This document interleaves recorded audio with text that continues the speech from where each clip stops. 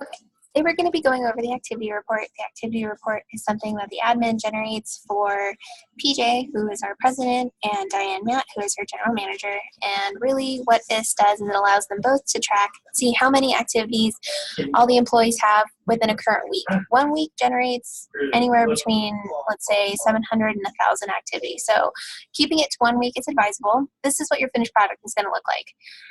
So basically what you should do is you have everybody itemized into a specific area and they're all highlighted to show that they're different. Now, how to get from point A to point B, because obviously AMS does not spit out the activity report this way. So we are going to find it in AMS. Okay, so we come down here to our 360 Classic Toolbox, Classic Reports, which is going to be your bread and butter for pretty much every activity or any report you're going to have to run. Customer Policy Activity List.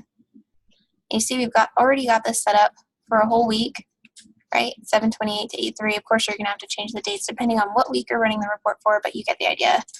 File, create CSV. And there we go.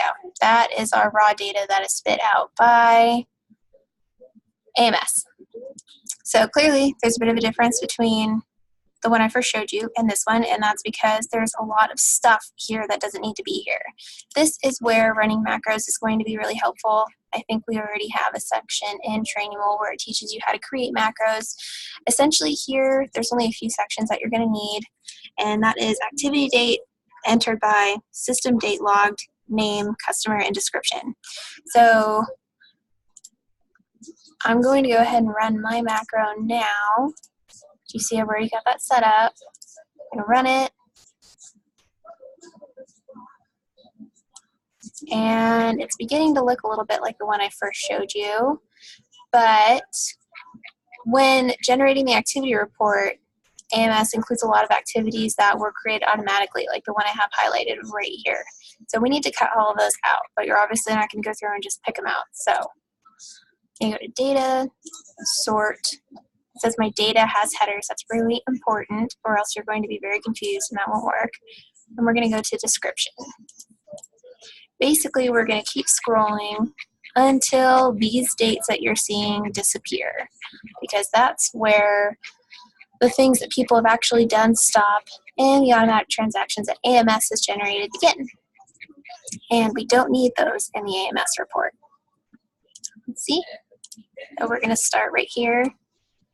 We're going to come all the way down. You see how many of those are just automatic? And delete. Great. Okay, so now you're looking at activities that people have actually done, policies people have actually adjusted or done something with. We go to sort again. Again, data has headers. And we're going to go by entered by. Okay. And from here, you're pretty much done. You're going to go through and you're going to insert a line in between everybody, like so. And then you can highlight. And that shows you how many activities the person has. For example, for this week, Michelle has 92. An easier way to see right off the bat how many activities people have is to go click that. And we're going to go to Insert, Recommended Pivot Tables. And there you go. And that automatically tells you how many people have done what. You still have to format it and highlight and all that stuff, because as helpful as that is, that's not the only thing that goes into the activity report, but at least gives you at a glance in terms of what people have done. So that's the activity report.